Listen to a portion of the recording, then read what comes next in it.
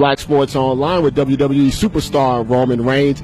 On the run-up to WrestleMania, you had one of the most interesting run-ups to a WrestleMania, where you were originally a face. Then the fans kind of turned on you. You kind of became like a little semi-heel. But then you delivered with Brock Lesnar, and then Seth Rollins takes the title. Just kind of tell us how that experience was running up to WrestleMania, being the main guy and being that close, but not quite, getting the title.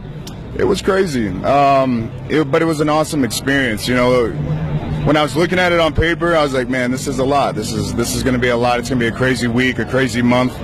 But I just took it day by day, and next thing I knew, I was in the match with Brock. I was staring at Brock, and I knew, okay, this is the easy part. Let me just get to what I know, physicality. I know how to throw a punch. I know how to take a punch. These are things that I was born to do.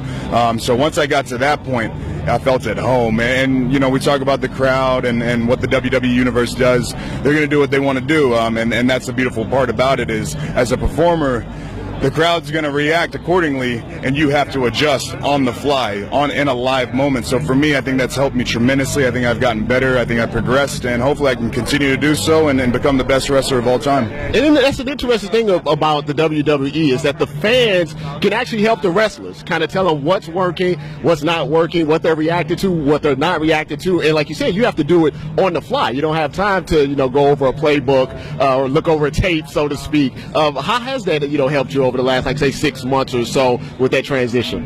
It helps a lot. I'm on the road 300 days a year. I'm wrestling 5 to 6 times a night, so I'm in front of a huge crowd almost every single night of the week. To be able to feel a crowd, to be able to know what they're going to do, when they're going to do it, why they're doing it.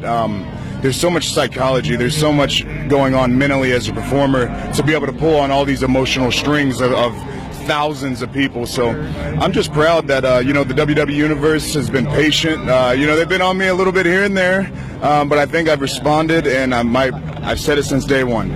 I'm just here to get better. I'm here to make this place better than I found it, and hopefully we can create the most entertaining product possible. Hey, you talk about psychology. You're dealing with Bray Wyatt now, someone that's kind of like, in his character, a master of psychology. What does that say about your growth, that you're taking on someone that's kind of messing with your head, and you're kind of known before just for the physicality you just said, but now it's like a mental game as well. Is that like a step up in that kind of your evolution as a character?